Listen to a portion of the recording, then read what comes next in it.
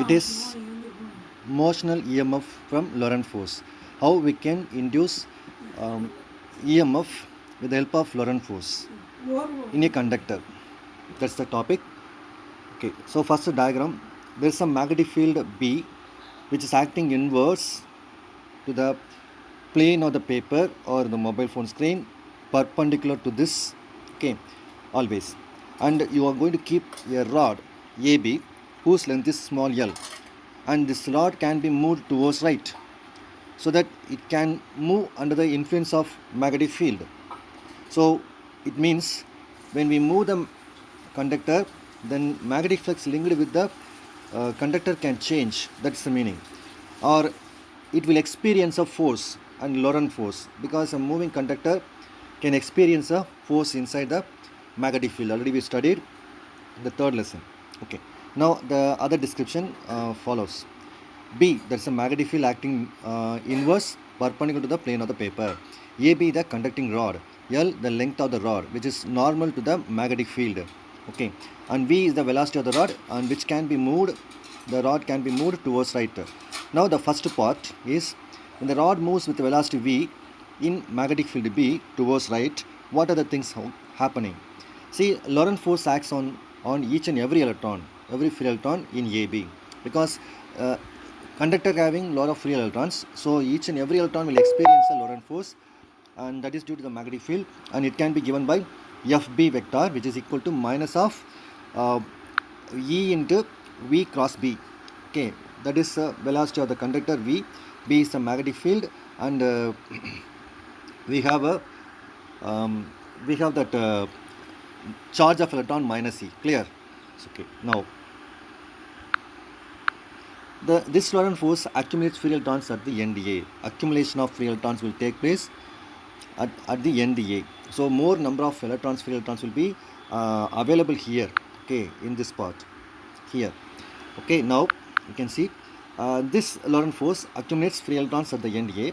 As a result, what will happen? There is a potential difference across AB. So we can consider now there will be a potential difference across AB. The entire conductor, there will be a potential difference created. And now electric field E is established along BA. So along this direction, electric field is established, which see that this diagram can help you. So electric field will be directed from this direction, okay, from top to bottom, because it is shown that vector symbol, that is a red color one. Okay, you see that this is a symbol here. It is nothing but the direction of the electric field acting downwards. Clear? Now then that is electric field is acting from B to A, remember, because it is always just opposed to the direction of motion of the electrons inside the conductor, and you studied in second lesson. Clear? So second point, this electric field creates a Coulomb force on the free electrons along AB. This electric field creates a Coulomb force. So don't forget, don't confuse yourself. The first one, Lorentz force, due to the magnetic field on each and every electron. Now because of the potential difference created, electric field there, and this electric field causes a Coulomb force, electrostatic force otherwise, on the charges. So here the charges are nothing but electrons. So basically in the first lesson we studied the electrostatic force Fe is equal to the charge into electric field, that in magnitude form. So I am writing in vector form, Fe vector equal to minus of E into E vector. This is already known to you. Clear? So this one easily understood. Now the next point is important. This E increases as long as accumulation of electrons at A. That means the electric field value increases as long as accumulation of electrons at A. The number of electrons increases. Accumulate means what? They are going to be concentrating in the particular point A, okay, the end of the conductor.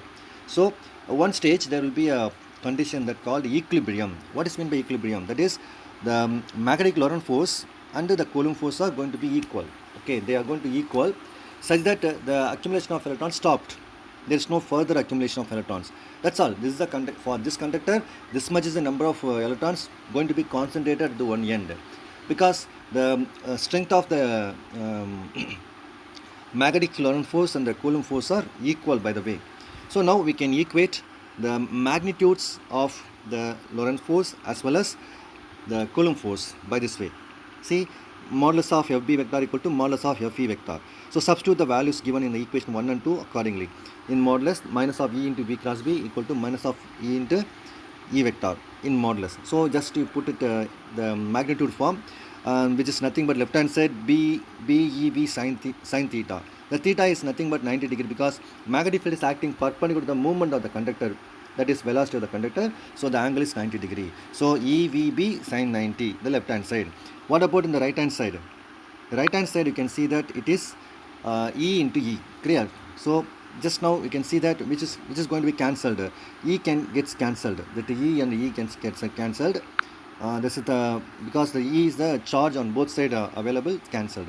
So VB sin 90. What is VB sin 90? Sin 90 equal to 1. So VB equal to capital E. That's the part. Okay. So next, but the potential difference between the ends of the conductor. I want to calculate the potential difference between the ends of the conductor, which is going to be called later as the motional EMF.